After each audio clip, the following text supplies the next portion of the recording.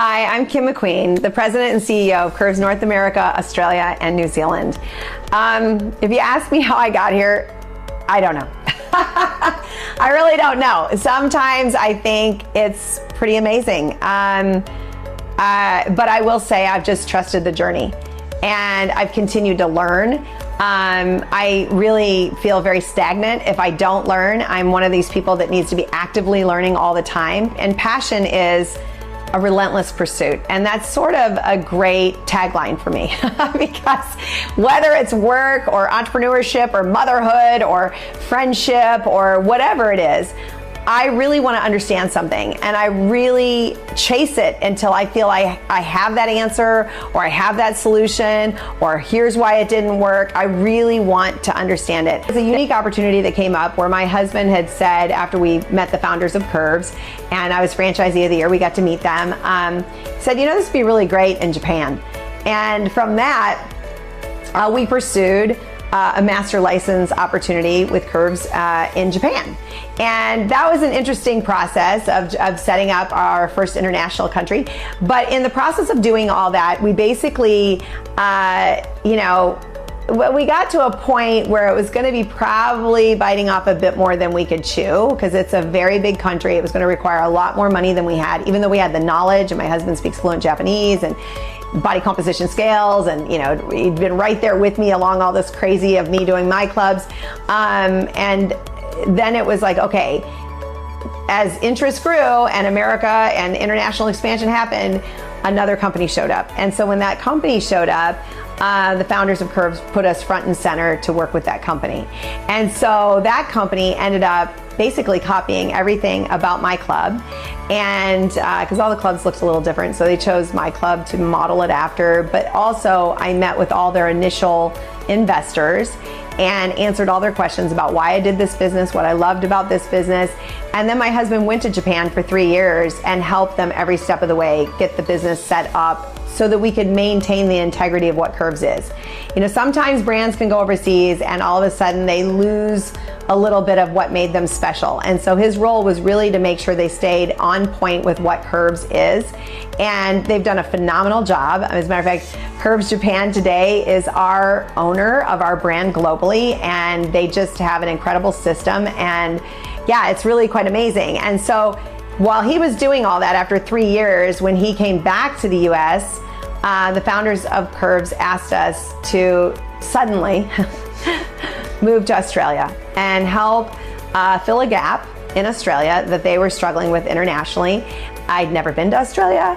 When I was asked, I had 2 small children, my clubs were doing really well, and I was working on the co-op, but my husband had been gone for 3 years. So the idea of us being back together was pretty important to me. And so the founder of Curves said to me, well, what do you know about Australia? And I'm like, I don't know much. I don't know, dirt, kangaroos, Olivia Newton-John. Everyone says, why didn't I say crocodiles? But I didn't. Dirt, kangaroos, and Olivia Newton-John. That's what I said. And he goes, oh, you've never been? I said, no, it's so far away. And he goes, oh, you're gonna love it. And so he needed us there in 30 days. So I moved with the kids and we moved to Australia. And I was director of operations for Australia and New Zealand, and put in the first club camp we'd had over here ever.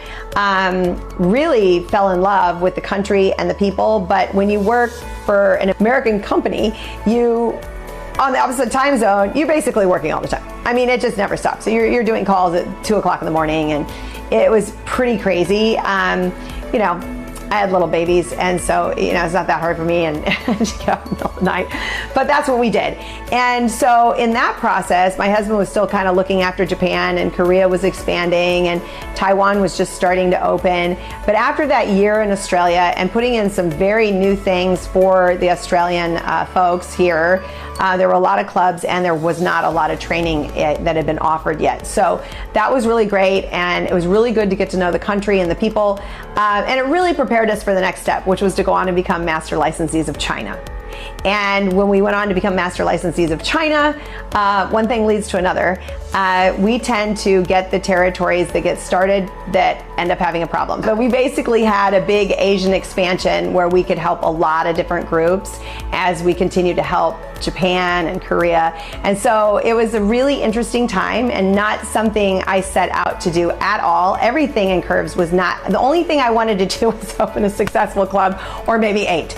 I did not have the focus of being international, and certainly did not ever expect Australia or China or any of these places to be in my future. So I always say the unexpected just, it consistently happens in this business.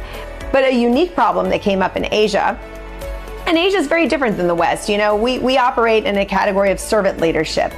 I would have to say, by and large, in Asia, there is much more of a movement in, you know, I am the boss, I own the business, I have the money, therefore I'm a leader. And there's a lot of that. And it's not necessarily bad.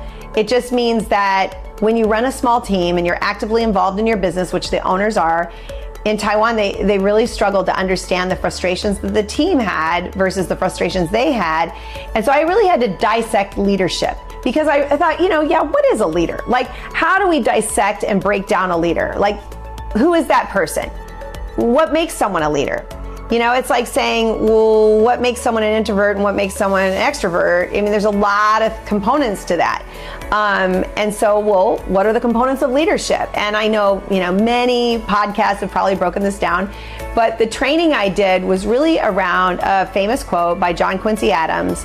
And it was as simple as this: if your actions inspire others to dream more, learn more, do more, and become more, then you are a leader. And what I really loved about that is, first of all, it was very clear to break it down. It was very clear to explain that. And then it went back to talking to all of our owners in Taiwan about, well, let's talk about your actions as an owner. Like, are you ticking all these boxes? And if so, how? Because everybody can inspire in different ways, and everybody can help your staff learn in different ways, or, you know, it's we can do things in different ways, but like, how are we doing that? And so when I look at like going from culture to culture with Curves and still maintaining the integrity of what Curves is, and now taking Curves into, geez, I'd have to count it up, like 8 different countries maybe, you know, something like that. All of them bring a different nuance. But a consistent is women, I have to tell you, are kind of the same in every country. I was sort of expecting some differences, but not really. We all sort of are very focused on the same problems, issues, things that are important are similar. Our responsibilities are similar. So when I look at all of this and then say, how did I get here? You know, every opportunity that came to me through Curves, I grabbed it. I grabbed it and thought, okay, if you're asking me, then it must mean you feel I can add value here. And again, I can help people in a different way. So, okay, and I think, you know, the universe provides, right? So if you're paying attention and you've been asked this, then whether you're ready or not, you have to think, well, why was I asked this? Why did someone ask me to do this? What is it they feel I could offer? And so with these particular markets, in particular with Australia and New Zealand, this is the 3rd time my husband and I were asked and to take over these markets. But the first 2 times were under really sort of precarious situations. We weren't quite ready to do that. I wasn't, because I was so focused on development in other countries where I was still building my team and still establishing my team. And I just will not abandon my team ever. To me, that's an integrity thing. It's how I operate. I'm very transparent, and I'll tell you exactly how it is. But if I commit to my team, I am there until we hit what I said we're going to hit. And I was very, very committed to my team. And for the U.S. market, it was the 2nd time we were asked and approached, and the success of what was happening in Taiwan became very, very obvious and of great interest to the firm that had bought Curves, and they immediately asked, would we come back? And we were still in the early, 3 years of development there, and while everything was going in the right direction, it was developing really well, and I knew the future was bright. I'm not going to leave my team that started with me in the beginning. I'm just not going to do that. I just had to say no, respectfully. I just could not do that at that time. And so, now 2 years ago, at the end of 2023, to get asked, about this opportunity within our company again, it was the right time. Our Indonesia company's been set up. Our teams are established. I've spent a lot of time with them. I've written books on nutrition now. I've done a lot of things that I really wanted to do and I wanted to funnel my experience into. And so now to be asked, I had to think about it because I knew it would require a lot of my time. And I don't mean that all jobs do, but I mean away from my family. It was going to require, traveling internationally. It was going to require, blocks of time where I just can't get back. So I had to really think about that. And my children are older now. Some are involved in the business, so that's really great. But, I made the decision consciously. And I also, if I decide to do something, I'm going in with the full intention of the success that I see we can have. And so I'm not going to go in halfway. I'm going to go in all the way. And I'm going to make sure it's set up. I'm going to make sure everybody is heard and seen and we work together as a team, because what we have is so special. And it really is something so special. And I actually have a little book on that, because we all have these beautiful stories we bring to business, and in particular the Curves business. And the Curves business is a very special business. As a matter of fact, I've had to think about that. Like, what other businesses like Curves? I struggle to come up with any other business that is like Curves, because often all I can come to is a church. I mean, it's the only place I see community that can be that strong. And, I don't know. If anybody else has got ideas out there, I would love to know, because I really think about that. Like, here's a good example. Here's a good example of what I mean by that. When I was pregnant with my daughter, this was the first grandchild, and I had my club a little over a year, and I was going to give birth to her in May. And I walked into my club to a full surprise of a baby shower. There were over 40 women there. Now, first grandchild, and my mother threw me a shower, my girlfriends threw me a shower, my coworkers in advertising that I hadn't seen in a while threw me a shower. Like, it was really amazing. But no shower was as big as the shower that was thrown for me at Curves. But that really wasn't even the most amazing part. What was amazing is I got 8 hand-knitted blankets. Now, I don't know how to knit. I know how to knit now. I didn't know how to knit then. And I knew how to cross stitch. I mean, I was a really good Girl Scout, but I didn't know how to do the crocheting and all that. My grandmother did, but I just didn't. But when I saw these blankets, 8 different women knitted me blankets for my daughter Scarlett. And these weren't just little blankets. Like, they were really sizable blankets. So I'm thinking, first of all, that was just beautiful. Like, just so beautiful. But the time it must take. And I'm thinking, wow, they would be sitting at home knitting this for me, full intention of knitting this for me. It's big, 8 of them, beautiful, by the way. I mean, pink, I love pink. I mean, well, pink. But anyway, so that was mesmerizing. That was when I absolutely knew, hands down, Curves was something completely out of my understanding. This is special.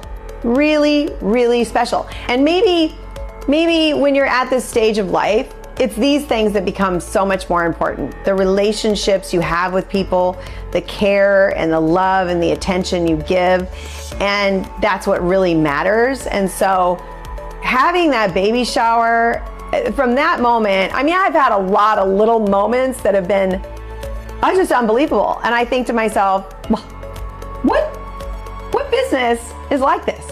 How is this even a business? How is it a business? It's like a lifestyle. It's a lifestyle. You go, you work out, you feel better, you meet amazing women, lives are saved, lives are changed. Not to mention all the women you get to employ with a wonderful job where they get to give of themselves. Like, it's amazing. So to come back today, to really come back, and I mean, seriously, you almost can't even write this. Like, it's just unbelievable. Not only did I come back to where it all started in America, and also get to pick up, Australia and New Zealand and Canada along the way, the whole thing, and my children go to university in Australia. Like, everything just aligned. The stars aligned. But bigger than that was, I can't do it alone. And I didn't know a lot of people in the Curves network anymore. Of course, I still know the founders. I'm still very good friends with them, and they're wonderful mentors. But I didn't know anyone except one really, really good friend who'd been in Curves over 25 years at the time. So I made the phone call and I said, hey, I think I'm gonna do this. I think I'm gonna say yes to this, but I can't do it alone. So, and she's another Kim. Never met a Kim I didn't like, so if your name's Kim. But anyway, so she said, okay, well, what's happening? And she was really kind of on her way out. And sadly, a lot of really great owners, there were several that were on their way out. They've been with Curves over 20 years. And I came back in and they gave me a shot. They let what I said sink in. They tried it. They've decided to stay, which is amazing, but their businesses are absolutely thriving. And it comes down to, you know, a simple fact. People need to know Curves is there, and they need to know what we are. And so our marketing is critical, and reaching people is critical. But when my girlfriend said, okay, if you're coming, I'm staying. And I said, okay, because if I come, I'm coming. Like, this is my focus for the, you know, at least the foreseeable 10 years or 20 years, rest of my working life. That's what I'm focused on. And so if I do this, you're doing it too. Like, this is a together kind of thing. And she said, okay, I'm in.